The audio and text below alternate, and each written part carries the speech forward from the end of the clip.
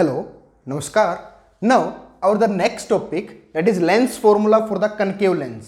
Convex lens के लिए हम कर चुके हैं, अब कर रहे हैं फॉर द कनकेव लेंस. अब देखिए आपके पास डायग्राम, ये है आपके पास एक कनकेव लेंस. इस तरीके से फॉर्मेशन होती है कनकेव लेंस की. ठीक है भाई, क्लियर है सभी को? ओके. नाउ ये आपके पास इसका अपर्चर रहेगा, ये आपके पास इसका अपर्चर है भाई, जिसको यहां पे मैं नेमिंग कर सकता हूं कि this is the optical centre. ये आपके पास ऑप्टिकल सेंटर क्या है? ओ है. और ये आपके पास वो प्रिंसिपल एक्सिस जा रही है. This is the principal axis है आपके पास. अब हम यहां पे क्या करते हैं कि ये आपके पास है फोकल लेंथ, जिसको मैंने अज्यूम किया f1 है. ये आपके पास वो फोकल लेंथ है f2 है. क्लियर है सभी को? ठीक है, ओके. अब मैं यहां से क्या रखता हूं भाई, अब आपके पास कनकेव लेंस में सिर्फ दो ही इमेज बनती हैं, पर कंफ्यूजन करने के लिए वो क्या करता है, आपके पास कोई भी इमेज डायग्राम दे सकता है. दैट मीन्स वो बोल सकता है कि अगर मैंने ऑब्जेक्ट को मतलब बियॉन्ड f1 रखा, बियॉन्ड ऑप्टिकल सेंटर रखा, बियॉन्ड 2f1 रखा, कहीं भी रखे. दैट मीन्स मैं एक चीज कह रहा हूं कि अगर ऑब्जेक्ट को इन्फिनिटी से और ऑप्टिकल सेंटर के बीच में कहीं भी रख दिया जाए तो इमेज आपके पास एक ही जगह बनेगी, कभी चेंज नहीं होगा. सपोज करते हैं कि यहां पे आपके पास इस तरीके से इस ऑब्जेक्ट को रखा गया ऑफ हाइट ए बी. ये आपके पास ए बी हाइट पे ऑब्जेक्ट थी, इसको रखा गया. जैसे ये मैंने ऑब्जेक्ट को प्लेस किया, ये रे ऑफ लाइट लेके चलेगा, ये रे ऑफ लाइट गई ऑप्टिकल, ये ऑप्टिकल सेंटर से स्ट्राइक करेगा. और दिस इज, ये लेंस आपको दूसरी टर्म में मैं बोल सकता हूं, concave lens is known as diverging lens. ये आपके पास जो होता है कैसा होता है, एक डाइवर्जिंग लेंस होगा जो रे ऑफ लाइट को स्प्रेड कर देगा. रे ऑफ लाइट को स्प्रेड कर दिया इस तरीके से. ठीक है, रे ऑफ लाइट इंसिडेंट हुई, इंसिडेंट होने के बाद स्प्रेड कर दिया. दूसरा, ये रे ऑफ लाइट को लेके जाएगा, ऑप्टिकल सेंटर में से पास आउट करेगा, सेंटर में से जाएगी तो सेंटर में से ही क्या करेगा, वापस करेगा, नहीं करेगा. क्लियर है सभी को? इस तरीके से सेंटर से गया और सेंटर से ही इसने क्या कर दिया, इसको वापस कर दिया. अब ये तो रे ऑफ लाइट कहीं एक्चुअल में मिलेंगी नहीं, बट मेरे को ऐसा आभास होता है कि ये रे ऑफ लाइट इस तरीके से अगर मैं इसको बिहाइंड द आपके पास यहां लेके आता हूं तो यहां पे जो रे ऑफ लाइट कटी है दिस, ये आपके पास एक इमेज फॉर्मेशन बनाया जिसको नेमिंग कर दिया ए डैश बी डैश. क्लियर है सभी को? ठीक है. अब ये आपके पास यहां से मेरे को करना है, तो मैं यहां से क्या देख रहा हूं भाई, आपके पास मैंने देखा कि अगर मैंने ऑब्जेक्ट को रखा था between infinity and optical centre, कहीं भी प्लेस करता हूं, और इस एक बार इस पॉइंट को मैं नेमिंग कर लेता हूं, दैट इज एल पॉइंट. ठीक है. अब मैं यहां से दो ट्राइंगल लेके चल रहा हूं, इन ट्रायंगल, एक दो ट्रायंगल लेके चल रहा हूं. कौन कौन सी? A B O, A B O similar कर रहा हूं किस ट्रायंगल के? A dash B dash O, A dash B dash O. Clear है सभी को?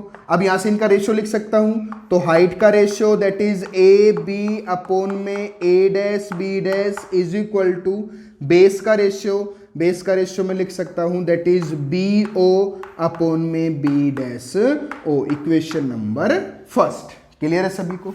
इसी तरीके से मैं दूसरी ट्रायंगल ले रहा हूं, इन ट्रायंगल. एक ट्रायंगल मैंने ली, दैट इज कौन से ट्रायंगल ले रहा हूं भाई? एक ट्रायंगल में ले रहा हूं that is A dash B dash F1. तो मैं पहले राइट वाले दूसरी ट्रायंगल लिखता हूं that is L O F1, L O F1, because हमें पता है कि रे ऑफ लाइट जो निकलेगी पैरेलल जाएगी, वो हमेशा फोकस में से पास आउट करेगा. तो एल ओ F1, इसको सिमिलर कर दिया मैंने triangle A dash B dash F1, A dash B dash F1. जब इसका रेशियो लिखता हूं तो रेशियो लिखूंगा तो इसकी हाइट जो है आपके पास एल ओ, अब उसी ट्रायंगल का रेशियो आपके पास होगा A dash B dash is equal to, अब आपके पास जो एक और ट्रायंगल है आपके पास, मतलब इसका जो बेस लिखता हूं, बेस है यहां पे इसका ओ F1, ओ F1 अपॉन में इसका बेस लिखता हूं दैट इज कौन सा, ओ बी डैश. क्या लिखता हूं भाई, सॉरी, ओ F1 मैंने लिखा, दूसरा रेशियो होगा B dash F1, B dash F1 equation number second. But equation number second plot करने की बजाय अब मैं यहां से देख रहा हूं कि OL जो है वो किसके बराबर है, दैट इज LO है, वो मैं किसके बराबर लिख रहा हूं, AB के बराबर लिख रहा हूं या नहीं लिख रहा। तो ये मैंने लिखा LO किसके बराबर लिखना है, AB के बराबर।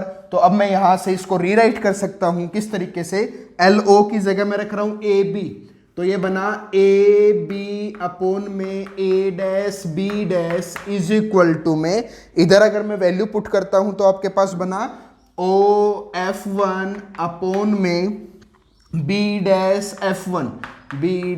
F1 equation number second. अब दोनों इक्वेशंस को इक्वेट करता हूं, equating equation first and second on equating.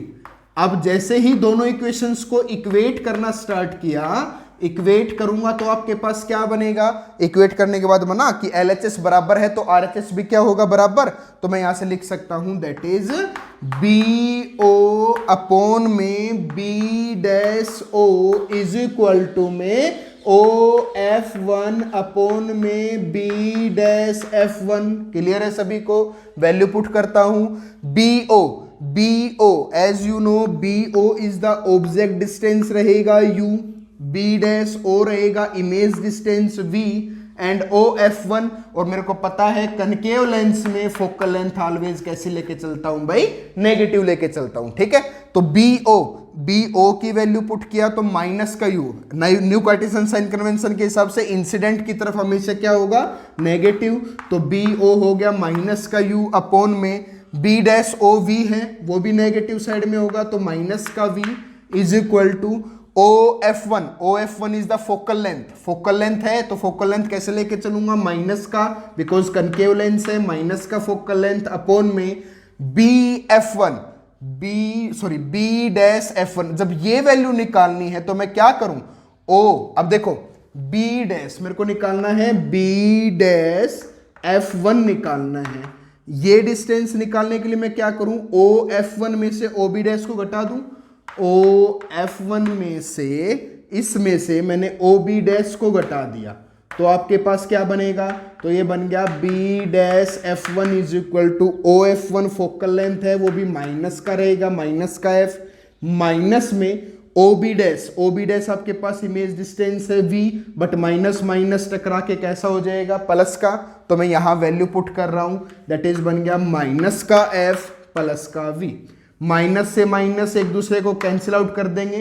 अब करता हूं क्रॉस मल्टीप्लाई करने पे आपको क्या मिलेगा, ये इधर गया तो माइनस का UF प्लस में UV इज इक्वल टू में उधर जाएगा तो ये बनेगा माइनस का VF। क्लियर है सभी को, ठीक है, ओके।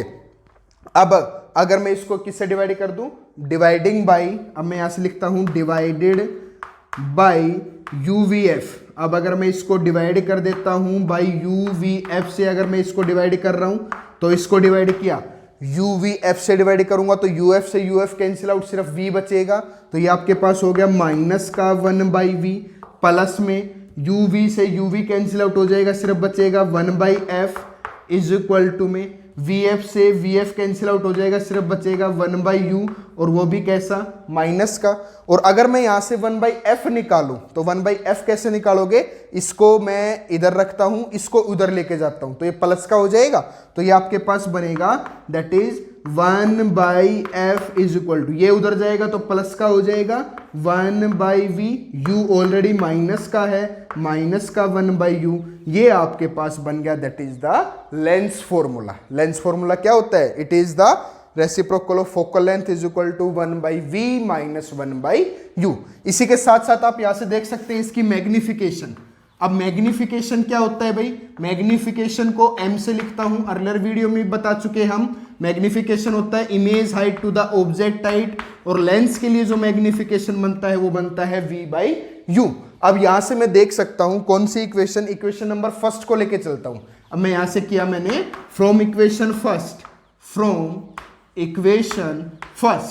फर्स्ट को लेके चलता हूं, और अगर AB को मैंने ऑब्जेक्ट की हाइट h माना और A' को मैंने माना ऑब्जेक्ट इमेज की हाइट दैट इज h'। तो AB है आपके पास h अपॉन में H dash according to sign convention both are positive, upward direction में होंगे, ठीक है, इज इक्वल टू में ओ बी आपके पास यू है वो भी माइनस का रहेगा, माइनस का यू, बी डैश ओ आपके पास वी है वो भी माइनस का रहेगा, माइनस का वी, माइनस से minus cancel out, but magnification जो होता है वो एच डैश अपॉन एच होता है, तो जैसे ही इसका इनवर्स करूंगा तो ये बनेगा H dash upon H is equal to plus का V by U, and this is the magnification of a lens. Clear है सभी को? Note it down. Okay, if you have any query about this video, then you can comment us in the comment section. Thank you for watching us. Also like and subscribe the video. Thank you.